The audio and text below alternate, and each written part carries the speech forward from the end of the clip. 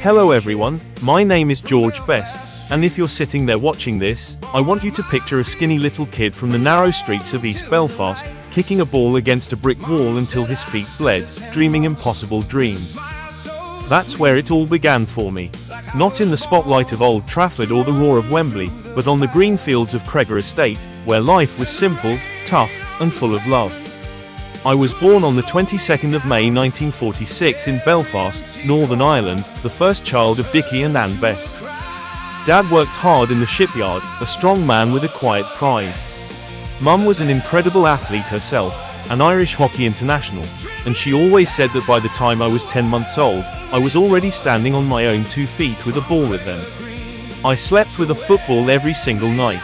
It was my teddy bear, my comfort, my best friend in the world. Every Christmas, without fail, the same gifts under the tree: a new ball, a pair of boots, and a kit. Nothing else. Those were the days that shaped me. Wikipedia: we lived in a modest house on Burren Way in the Cregagh Estate, a working class area where everyone knew everyone.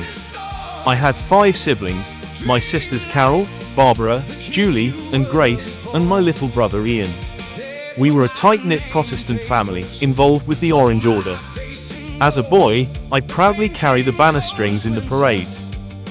Football was my escape from everything. I'd play from dawn until the streetlights came on Cregagh Green. Those same fields are still protected today because of kids like me who found magic there.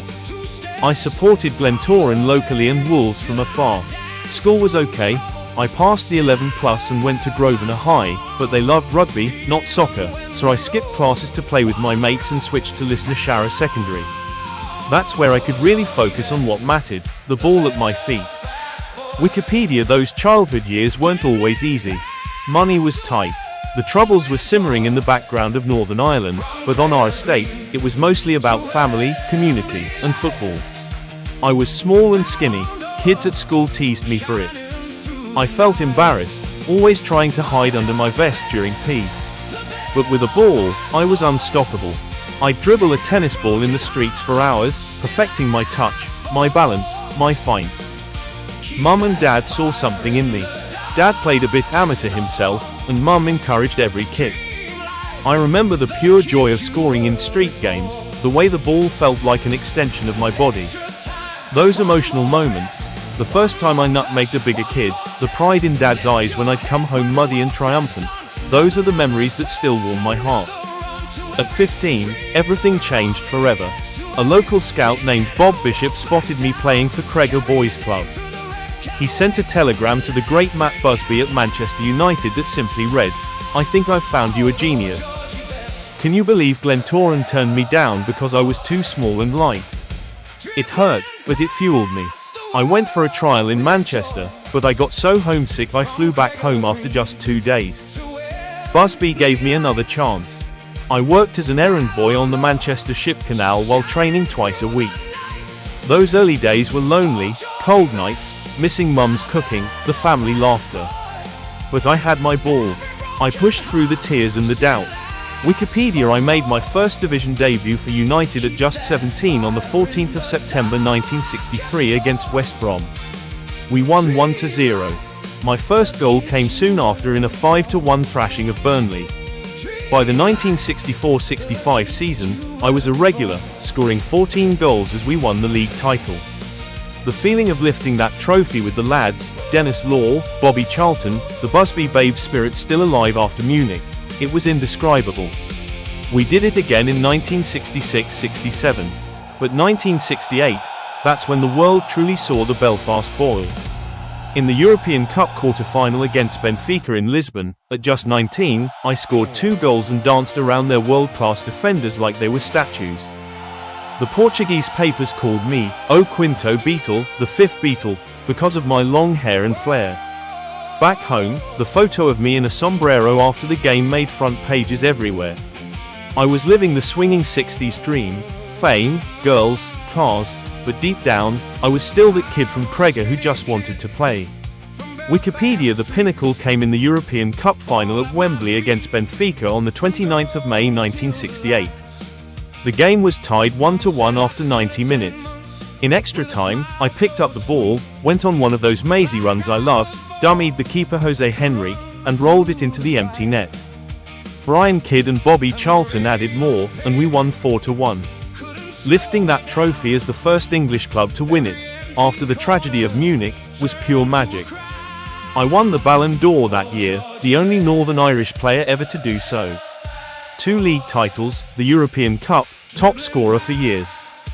For United, I scored 179 goals in 470 games.